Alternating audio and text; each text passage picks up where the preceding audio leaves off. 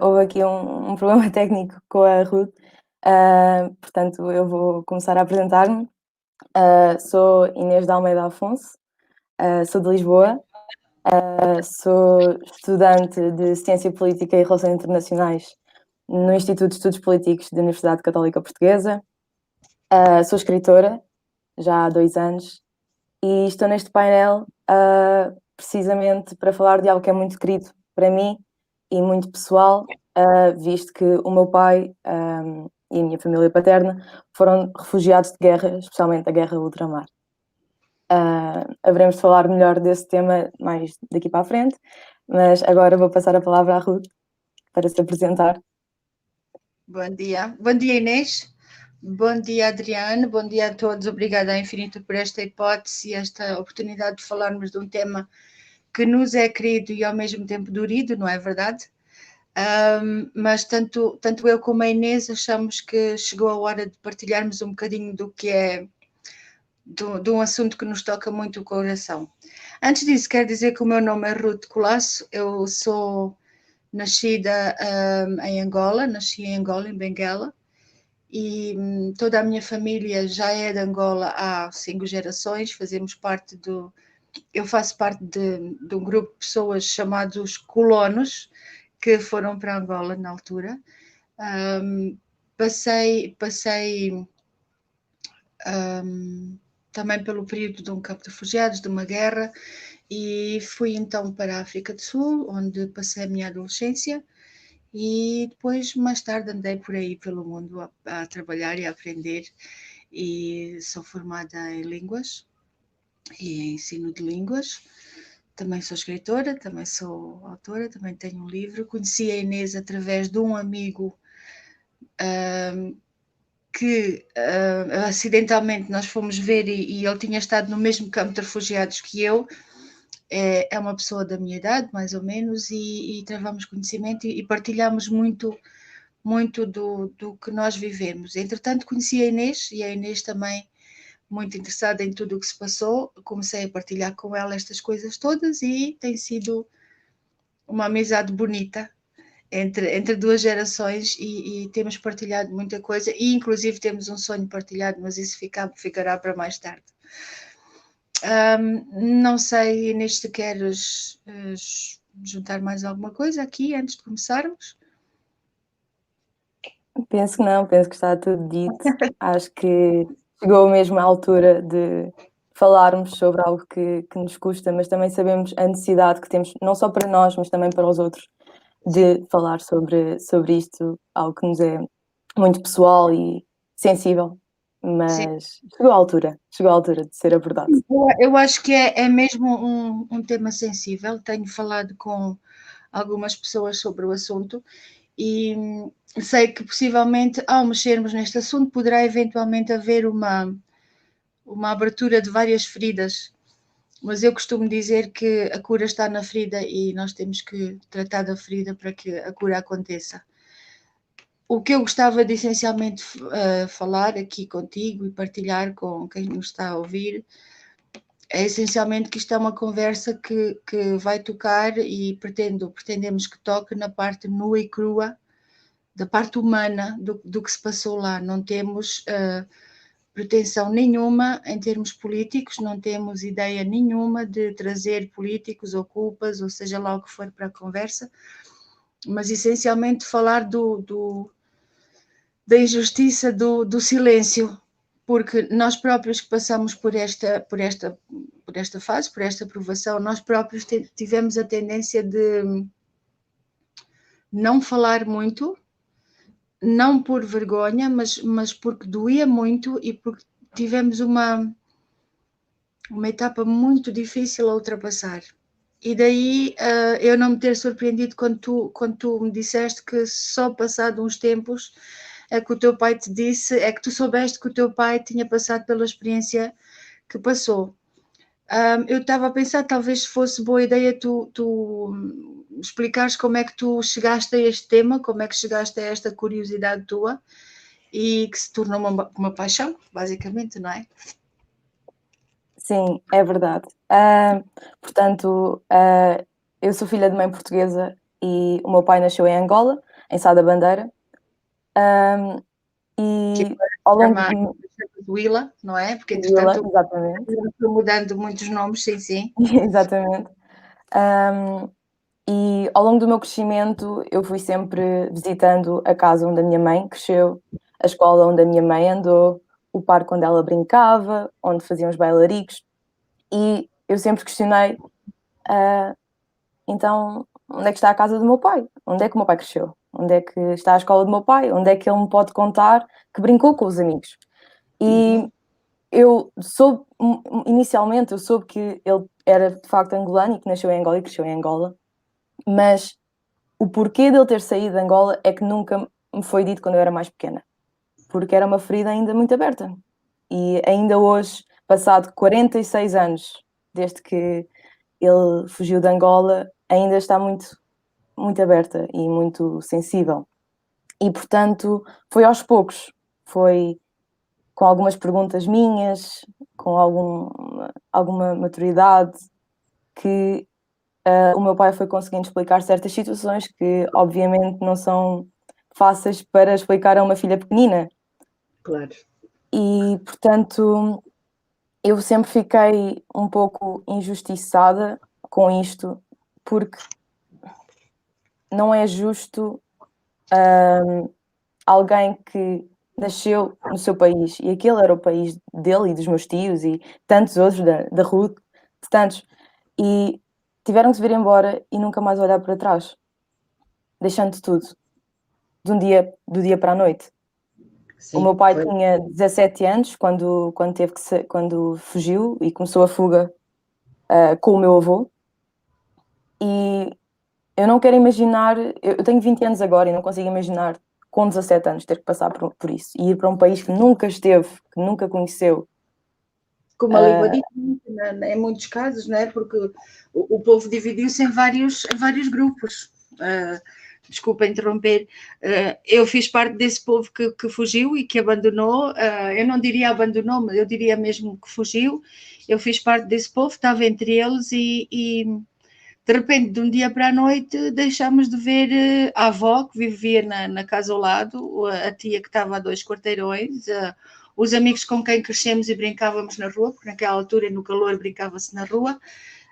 E sim, houve vários grupos. Houve um grupo, o meu, por exemplo, que saiu. Isto às vezes ainda prende um bocadinho a voz. Saiu do dia para a noite, saiu numa caravana e fomos pelo deserto, atravessámos o deserto, tivemos no deserto 4 meses, passando por várias experiências que já lá vamos tocar, e fomos via deserto e fomos parar a África do Sul. Houve outros grupos que entraram num barco, era o barco que estava disponível e que tinha vagas, e pensando que iam para um país, foram parar a sítios como Brasil, Venezuela, por aí fora, e outros vieram parar a Portugal. E houve também um grupo que ficou nos campos de refugiados sem ter como ir para a frente ou para trás, e houve também aquele povo que ficou em Angola por várias razões, que não pôde vir, ou porque tinha filhos homens e estavam na altura da tropa, ou tinham filhos, muitos filhos e não podiam sair. Portanto, isto dividiu-se todo, foi como um tiro de caçadeira. Toda a gente se espalhou e de repente ninguém sabia de ninguém durante anos. E voltando ao que estavas a dizer, eu fiz parte desse grupo do teu pai. E foi isso que nós mais tarde viemos a saber. Continua, desculpa. Exatamente, e portanto eu acho que isso é algo, inexplicável, como é que 2 pessoas passado tanto tempo se encontram e partilham do mesmo trajeto, entre tantos trajetos que podiam ter acontecido a cada um de vós. E portanto, o meu pai foi exatamente isso que aconteceu. Penso que o que iniciou esse sentimento de temos que sair daqui, especialmente ao meu avô, foi quando certos vizinhos que moravam ali ao lado, não é? Começaram a ser ameaçados, mortos, e coisas horríveis aconteceram, e o meu avô percebeu que tinha que sair. Enviou para Portugal logo de início as minhas tias e a minha avó e o meu tio Mai, que era o mais novo, e o meu pai e o meu avô ficaram lá, pegaram em 2 caminhões e procuraram salvar algumas das coisas que eles tinham lá, procurar um local que não tivesse guerra. E esse foi o objetivo, não foi com o destino de vamos para aquele país, vamos para aquela terra, não. Era ir para um sítio onde não houvesse guerra. E era essa a maior preocupação. E ao longo desse percurso foram parar, ficaram um pouco entre a espada e a parede, que foi quando chegaram à fronteira sul de Angola, em que tinham o deserto de Kalahari. Como eu me lembro. Acredito. E, portanto, era portanto, ou entrava-se num deserto em que passava o dia todo com 54 graus de temperatura durante o dia, sem qualquer margem de chegada, de hora, de tempo, ou então ficavam dentro de um território que estava em guerra. Certo. E, portanto, decidiram... Ilegalmente. Exatamente. E, portanto, decidiram arriscar e entraram pelo deserto adentro. O problema foi que um dos caminhões avariou, ficou sem combustível, o do meu pai, e, portanto, pensaram que não tinham maneira de sair dali, não tinham salvação. Quem é que os ia ver no meio de um deserto, tendo em conta que estava a ocorrer uma guerra? Era ainda por cima 2 caminhões, 3, quem é que quereria saber, não é? Quem é que veria? Não dava para ver.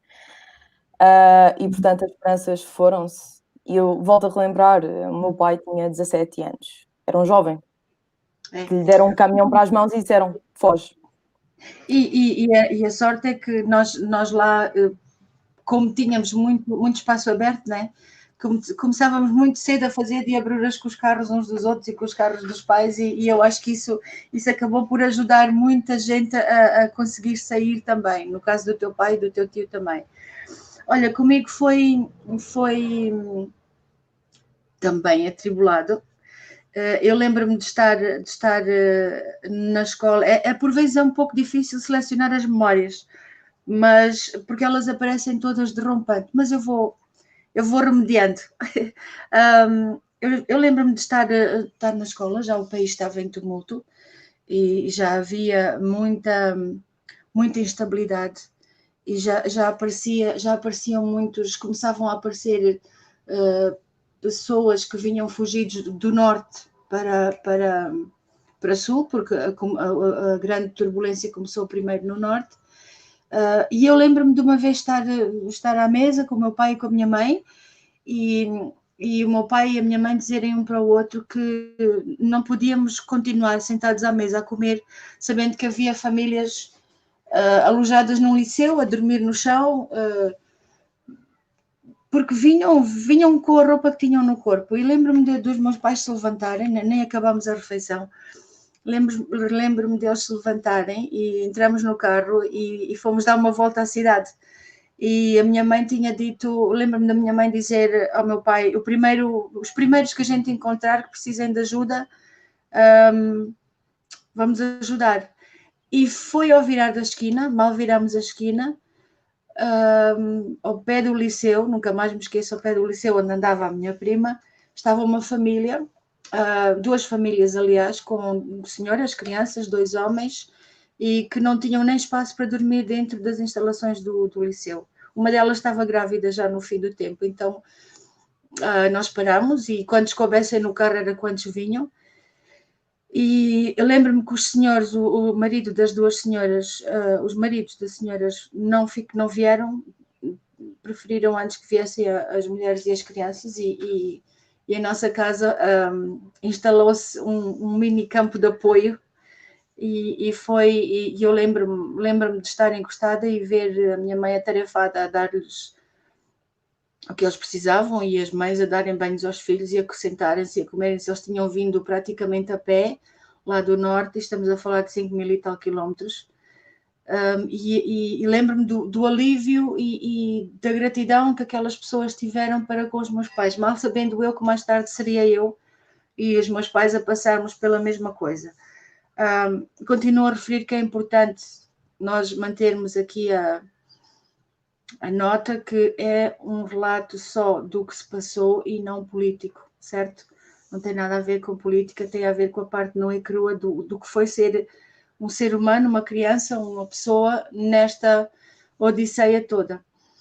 E passados uns dias eu estava na escola, a minha mãe é professora, estava na escola e estávamos muito bem dentro de uma sala de aula e ouvimos tiroteio no meio do átrio da escola, onde nós brincávamos, no recreio da escola, e começou aí. Eu lembro que nós já estávamos preparados para se podermos e sabermos defendermos ou protegermos, fomos todos para o chão imediatamente. Eu estou a falar de uma criança com 7 anos na altura, mas tenho tudo muito vivo, e lembro-me de nós ficarmos em pânico. Primeiro pensávamos que era brincadeira, outros pensavam que era tiroteio, e sinto que de repente entra-me a minha mãe pela sala adentro, que eu andava na mesma escola, e fomos todos de gatas a sair daquela sala, porque era a sala que estava mais distante do centro, digamos, sairmos todos a rastejar pelo recreio, com a minha mãe à frente, chegarmos ao sítio onde estavam as crianças todas reunidas. Houve uma certa altura em que a minha mãe deixei de ver a minha mãe.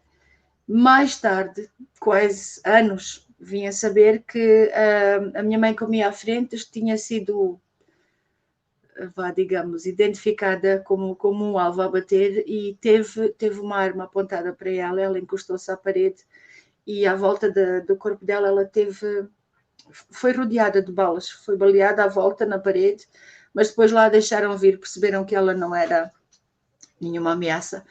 E pronto, a partir daí começou a grande odisseia, porque nós estivemos todos fechados dentro de uma sala, como nós, outras pessoas, só que nós ali estávamos no epicentro, estávamos no meio de três fações, digamos, ou três grupos que lutavam pela independência de Angola, ou queriam a independência, e a nossa escola fazia exatamente, nós estávamos dentro do triângulo, tínhamos 3 sítios e nós estávamos dentro do triângulo. O meu pai estava do lado da cidade, faz um telefonema, e sem querer há linhas cruzadas, e houve que o colégio tal e tal estava a ser atacado e baleado, e ele largou tudo para nos vir buscar. Entretanto já não conseguiu passar na cidade, e apareceram pessoas que depois nos ajudaram a saltar muros, passar crianças, e eu fui para a casa da minha avó até a minha mãe conseguir sair porque estava com crianças. E foi mais ou menos aqui que eu, como criança, comecei a perceber que as coisas não estavam assim tão bem, e que estavam diferentes, mas ainda não nos batia com muita força aquele medo. Víamos os adultos assustados, víamos que os nossos pais não saíam tanto quanto deviam sair, e entretanto acalmou durante os dias e nós voltamos para a nossa casa. Aquela família já tinha ido embora. E um dia estávamos muito bem a jantar, e a nossa casa também era num prédio alto, e era de um ponto estratégico muito bom, porque da varanda da nossa casa via-se os 3 quartéis. E nós estávamos a jantar, eu lembro-me que era canja, estávamos a jantar e entraram-nos pela porta adentro. E disseram-nos que tínhamos que sair de casa porque queriam aquela casa, e eu saí de pijama, saí com a roupa que tinha no corpo, os meus pais também, a minha mãe ainda passou por uma ameaça do grupo que lá esteve, teve que servir de uma forma um tanto quanto humilhante, a forma como nos trataram, teve que nos servir.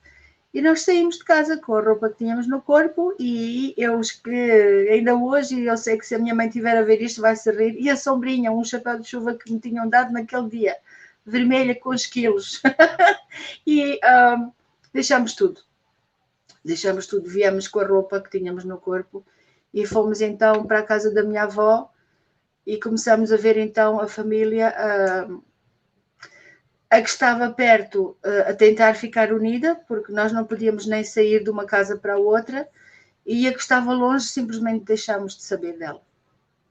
mais tarde, quase 30 anos depois, é que nós conseguimos encontrar este e aquele, 30, 20 anos depois este e aquele, e procurávamos nos consulados para ver se conseguíamos saber, e foi assim que nós aos poucos nos fomos juntando. E depois também houve o mero acaso de encontrar alguém que tinha estado no mesmo campo de refugiados, como eu encontrei o teu pai, e por uma simples palavra ou uma simples expressão, nós identificarmos logo um ao outro como aquilo, epá, esta pessoa esteve onde eu estive. Eu acho que, apesar de toda a violência e todo o horror que foi vivido, acho também é muito importante realçar a união que houve nesse tempo. Na união que houve entre vocês, da mesma maneira que a Ruth estava a dizer, como a sua família foi logo ajudar quem podia, as famílias ao lado. Da mesma maneira que o meu avô também tentou, o meu pai, apesar de muitas vezes não ser eficaz, não é? Porque há coisas que não estão no nosso poder, não estão. Mas acho que esse tipo de união que acontece devido a uma tragédia destas dura imenso, Dura. uma eternidade. Dizer que eu sou E isso prova-se com estes Sim, reencontros. ao dizer isso, E, arrepiei-me, porque é verdade, dura uma vida. Dura uma vida, diz. E, portanto, eu acho que isso é algo que nunca... É muito difícil de explicar, é muito difícil de pôr em palavras. Eu não senti isso, porque também não vivi a guerra como vocês, mas só de vos ver a falar a mesma língua, a partilhar, em que nem sequer precisam dizer muito, não precisam de uma descrição detalhada do dia, do local. Vocês sabem, vocês estiveram lá. Vocês Sim. sentiram o mesmo. É quase uma partilha de telepatia que há entre as pessoas que se voltam a reencontrar passado muitos anos depois desta guerra. E eu acho que é daquelas coisas que não parece natural, parece algo criado de uma forma inexplicável. É algo muito bonito de se ver. E também, sim, Desculpa, diz. era praticamente isso, mas sim, diz. Ouvir uma pessoa da tua idade, sinceramente, dizer isso faz-me quase ver as coisas de um prisma diferente, porque eu não tinha, eu digo-te sinceramente, e agora te digo, não tinha a noção que isso era visto de fora. Não tinha a noção, porque lá está, quando nós conversamos eu tinha dito, temos que calar a injustiça do silêncio, porque nós próprios calamos o que vivemos. E simplesmente só falávamos ou só falamos do que aconteceu uns com os outros. E até hoje eu ainda não percebo porque é que calamos tanto uma coisa que tanto nos magoou e tanto nos feriu e tanto nos ergueu.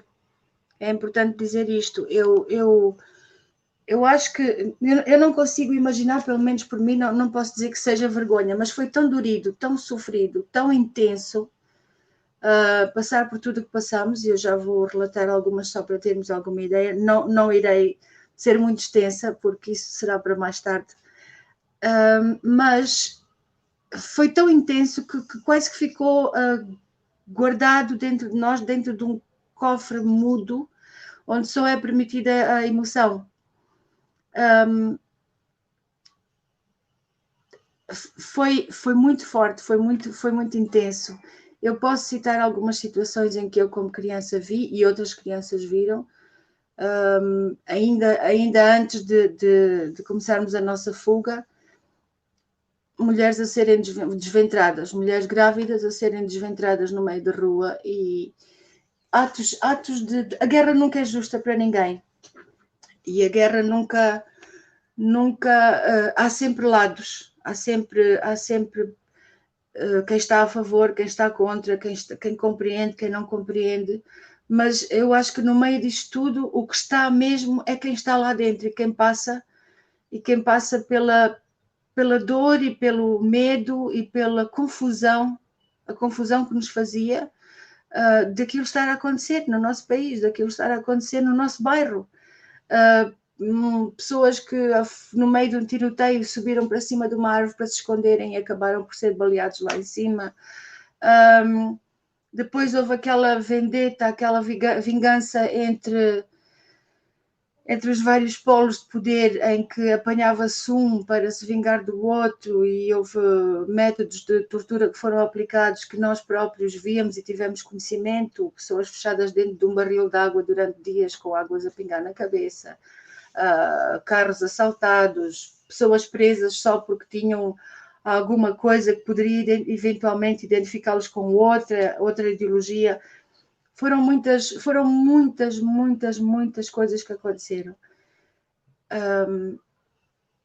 E de repente nós vemos numa situação em que tudo mudou. E vemos dentro de carros, pessoas completamente desesperadas, tudo dentro de carros, cada um dentro do seu carro, cada núcleo, cada drama, cada história. E pronto, fomos de banda, encontramos como fez o teu pai e vamos para um sítio onde pelo menos não se ouçam tiros e onde pelo menos nós não sejamos presos por ter facas na cozinha, porque estava considerado uma arma branca. Vamos para um sítio onde quem somos não afeta ninguém. E lá fomos nós e atravessamos o deserto. Eu lembro-me que nós saímos de Angola já depois da independência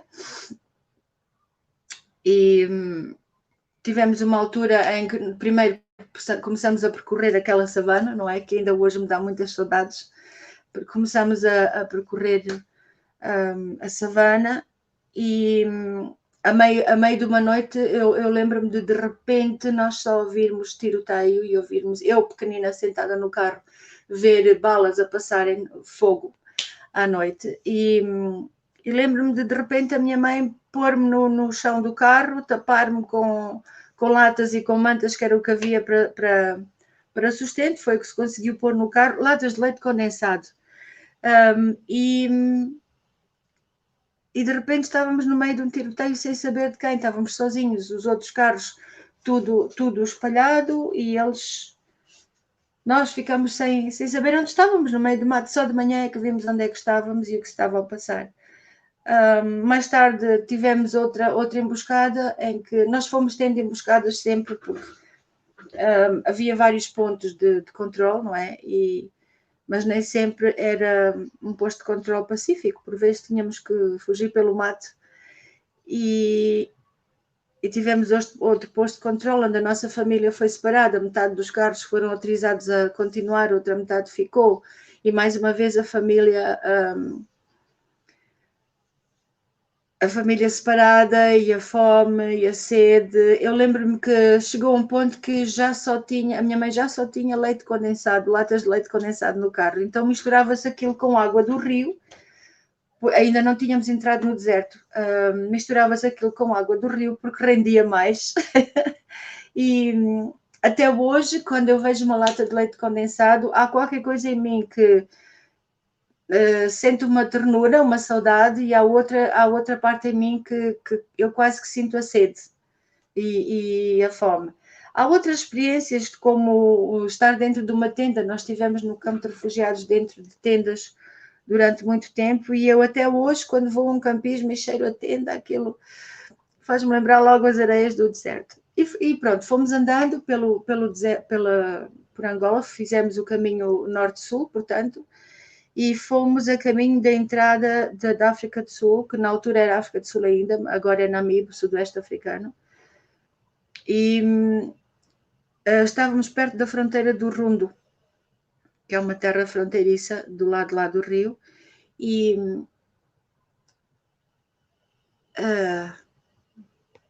podes continuar, se faz favor. É claro que isto mexe sempre muito connosco, não é? São coisas que estão muito presentes. Então, E portanto, eu ouvir as tuas histórias só me faz lembrar também de histórias que o meu pai me foi contando aos poucos, muito uma aqui, outra naquele dia, ou seja, nunca tive coragem de explicar-me tudo seguidinho, porque lá está, custa. Mas tantos episódios. Então, no campo de concentração, em África do Sul, concentração de refugiados, não, Pode um campo é de concentração, é de concentração. Mas o nosso campo nunca foi dentro da África do Sul, foi na fronteira, Pois, na na fronteira. terra de ninguém, nós estávamos na terra de ninguém. Sim, exatamente. E, o meu pai contou-me muitas vezes, por exemplo, da água com lexívia que vos davam para beber. Sim. E quando estavas-me a falar de quando te cheira a campo, às tendas, só me fez lembrar também que o meu pai não acampa. Eu gosto muito de acampar e o meu pai não acampa. Não, já chega, já acampámos 4 meses, curso intensivo no deserto. Não, não é preciso mais, não é preciso mais. E isto foi quando tivemos tendas, porque houve alturas em que não. Nós, quando entramos pelo deserto adentro, íamos só nós e os carros e a gasolina ia sobrando. E depois chegou uma altura em que todos ficámos sem gasolina, não havia mais como partilhar de um tanque para o outro. E eu lembro-me do meu pai, que já não está connosco, mas lembro-me do meu pai olhar para nós e nós olharmos para ele e escrever na areia do deserto, help, não é? Socorro, e como ele outros, e nós estarmos ali dias e dias e dias, até depois, é engraçado, porque nós passamos por pântanos e passamos por deserto. Houve uma altura em que ficámos todos atolados no deserto e víamos os animais a passarem por nós e nós dentro do carro e o pântano, porque os carros ficaram mesmo ali. Mas voltando, indo um bocadinho para a frente, para o campo de refugiados, nós estávamos ali naquela situação de desespero, sem termos nem como ir para a frente, nem como ir para trás, sem termos o que comer, o que beber, famílias inteiras, milhares de pessoas. É que isto não foi um grupo que foi uma banda incrível. Foram milhares de pessoas que tiveram que fugir do dia para a noite, toda a gente desesperado, sem sequer documentos ter conseguido trazer. Eu consegui os meus documentos muito mais tarde, anos mais tarde, através de por aí fora, porque nós nem nome tínhamos. Não havia nada que trouxéssemos nos bolsos. Aliás, nem bolsos, mas pronto. E eu lembro-me de nós estarmos lá e de repente não, começarmos a ouvir bem ao longe, o som de caminhões e toda a gente a pensar, e a poeira a vir lá do fundo do coisa, e era então a tropa sul-africana, que sabendo que nós estávamos perto da terra de ninguém e sabendo que estávamos a ser perseguidos estávamos a ser perseguidos, eles viram que havia muita gente ali com necessidade de ajuda. E até hoje eu agradeço muito e tenho viva na memória a cara de muitos deles que nos vieram ajudar. Lembro-me de um tropa, um militar que foi o primeiro que me veio dar alguma coisa para comer. Lembro-me de uma enfermeira sul-africana também, militar, que nos veio dar sapatos, porque nós já não tínhamos sapatos. E papel higiênico e coisas que nós hoje em dia nem damos valor, mas que ali eram importantes, e de repente ajudarem-nos, e nós tínhamos outra secção de mato, digamos, para passar, para podermos chegar a um sítio seguro, onde já não fôssemos perseguidos, e os tropas a cortarem caminho com katanas e com facas e com o que eles pudessem, abrirem caminho pelo mato para nós podermos precisamente passar pelo mato, abasteceram-nos os carros, deram a assistência que podiam para nós podermos chegar a um sítio mais seguro com o pouco que tínhamos, que eram os nossos carros, né? E essa foi uma fase onde, para mim, na altura, foi uma aventura, né? Foi uma aventura, mas hoje eu digo, sim, passamos muito, mas sabes que é engraçado, eu acho que toda a gente, que muita gente que passou pelo mesmo é capaz de concordar comigo, e se não concordar eu peço imensa desculpa, mas é a minha experiência. Foi uma experiência que nos moldou, e ao nos ter moldado foi uma experiência que fez de nós quem nós somos hoje, aliás, como todas as experiências na vida, não é? E eu até digo, eu agradeço por tudo o que passei, porque não sendo assim, talvez não tivesse algumas noções de coisas que para mim hoje são importantes, podem não ser para outros, mas o ter os amigos, o ter a família, o crescer onde nós somos, onde nós nascemos, eu olho para pessoas à minha volta e penso, bem, que sorte que têm de viver e crescer onde nasceram, porque têm sempre alguma coisa com eles que é de casa, têm sempre alguma coisa que lhes é familiar, e nós fomos passando, fomos crescendo, nada à minha volta, vezes e vezes sem conta, nada à minha volta era meu, a não ser quando nos juntamos, como eu costumo dizer, com a nossa tribo, a não ser quando nos juntamos com quem passou pelas mesmas coisas ou com a nossa família de sangue, e aí vira a festa completa. E nós vingamos-nos no sentido de.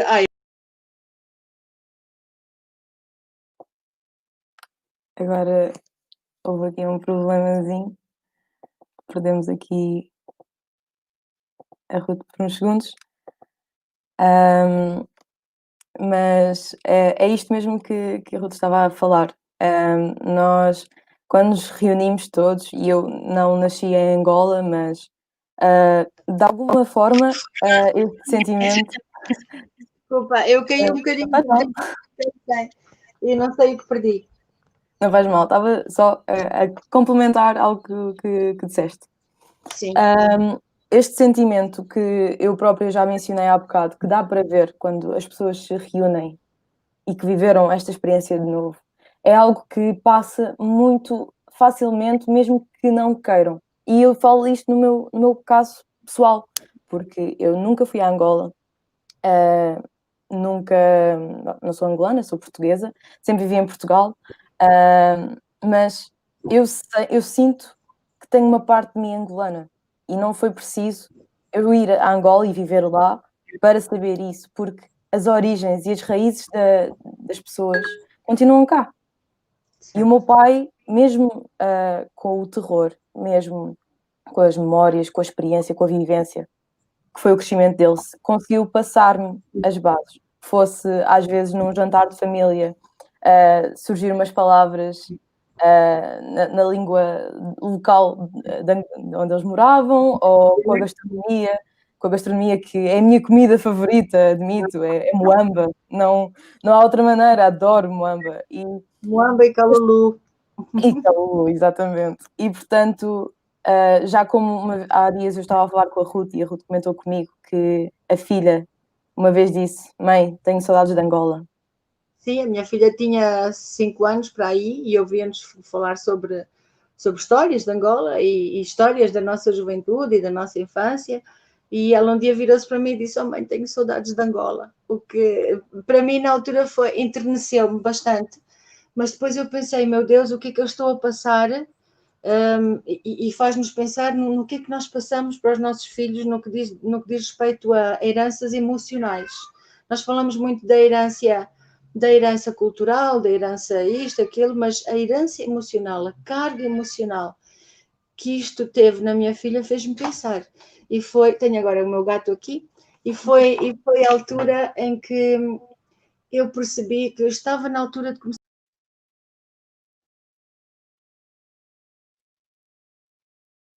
Hum. Mas portanto é isto que estávamos a dizer, é muito fácil sentirmos agarrados à cultura. Voltou, Ruth? Continua? Força. Voltei, eu não sei o que é que se passou aqui, mas voltei. É fácil, eu acho que sim, mas eu acho que nós estamos aqui a falar em dificuldades e problemas e provações, mas há uma coisa que eu gostava de dizer: nós não esquecemos, nós podemos ter calado o momento e os momentos difíceis, que hoje estou a partilhar aqui um pouco, e são momentos que são partilhados entre nós, mas eu acho que muito dificilmente é partilhado para sequer pessoas que eu estou a ver. Mas nós não perdemos uma coisa, nós não perdemos, primeiro, não perdemos a nossa nacionalidade, porque nós somos portugueses e éramos portugueses e seremos portugueses, mas também não perdemos a nossa terra-mãe. não é? Não perdemos a África. A África continua viva em nós. E há sempre há quem sinta a dualidade de dizer, mas será que eu sou angolana ou africana ou portuguesa? Não, eu sou portuguesa, nascida em Angola. E como tal, vivo aqui e como tal, amo a terra onde nasci. Como qualquer outra pessoa que viva em Lisboa e que nasça, sei lá, no Jerez ou noutro sítio qualquer, essa pessoa ama a terra onde nasceu. E é isso. E é isso que também é importante. Nós, de forma nenhuma, negamos onde estamos nem onde vivemos. Simplesmente temos saudade e simplesmente deixamos de ter a hipótese de viver onde tínhamos nascido. E isso, sem dúvida nenhuma, no meu caso, que era criança, então, foi-me tirado. Foi-me tirada a hipótese e a possibilidade de nascer, de crescer, de estudar, de contribuir para a terra. E quando eu digo para a terra, digo para o chão onde eu nasci. Acabei por fazer isso tudo pelo mundo fora, que foi muito gratificante. Mas a nossa grande mágoa e a nossa saudade é essa. Tu falaste há pouco em pessoas que saíram e nunca mais voltaram. Mais uma vez, houve vários grupos de pessoas. Houve os que nunca mais voltaram e simplesmente disseram: eu não vou porque vai-me doer muito, perdi demais. Depois tens as pessoas que vão e voltam completamente desiludidas, muitas delas a geração acima da minha. Porquê? Porque deixam uma Angola erguida, deixam uma terra erguida e chegam lá e veem muitas diferenças. E quando eu digo diferenças, estou a falar de prédios baleados, coisas destruídas, mas isto é porque o país continuou em guerra durante 30 anos. Não foi possível reconstruir quando havia guerra ao mesmo tempo. Na altura havia momentos que me revoltava e dizia, mas se houve guerra e se isto ficou tudo partido, porquê é que não é reconstruído? Atenção, um país que tem guerra durante 30 anos não tem como reconstruir ao ritmo que se quer, não é? Mesmo assim, estão-se a fazer grandes mudanças e grandes alterações e grandes evoluções nesse sentido. E depois há o grupo como eu, que nunca deixou de sentir saudade, que eu choro a ver o National Geographic quando estão a falar da África, e eu tive que lá voltar. E se antes eu tinha uma ferida muito aberta no que diz respeito à saída do meu país, eu volto de lá curada, com muitas pessoas a dizerem-me, olha, tu voltaste diferente, tu voltaste mais calma, tu vens diferente. E eu lembro-me até a minha filha dizer, mãe, tu estás completamente diferente, fez-te muito bem ir à tua terra. E eu tive a hipótese de ir e de fazer as pazes com a minha terra. Porque no fundo, sem saber perceber, sem saber dar conta, eu estava zangada com o meu passado. E eu consegui fazer essas pazes. E eu digo, estamos quase a acabar, e eu digo a todos os que quiserem e conseguirem, vão fazer as pazes com o vosso passado, com o vosso país, com a vossa raiz, e voltem para Portugal felizes, porque nós somos todos unidos e somos angolanos, mas somos portugueses. E eu agradeço a Deus por ter vivido tudo o que vivi, e espero poder um dia relatar isto de uma forma leal e com menos emoção com que eu estou a sentir agora. E obrigada, Inês, pela partilha desta emoção que connosco já vem há um tempo. Muito obrigada eu pelo convite e por ter esta oportunidade de estar contigo a falar de algo que é tão querido para mim e para a minha família. Muito obrigada. Obrigada. Queria agradecer também a todos os que nos ouviram. Queria eventualmente dizer uma coisa que me esqueci, é que nós falamos sempre deste povo que se veio embora, mas também é o que nos acolheu aqui. Também houve quem nos acolhesse. A eles também muito obrigada e um bom dia a todos. Obrigada, Inês.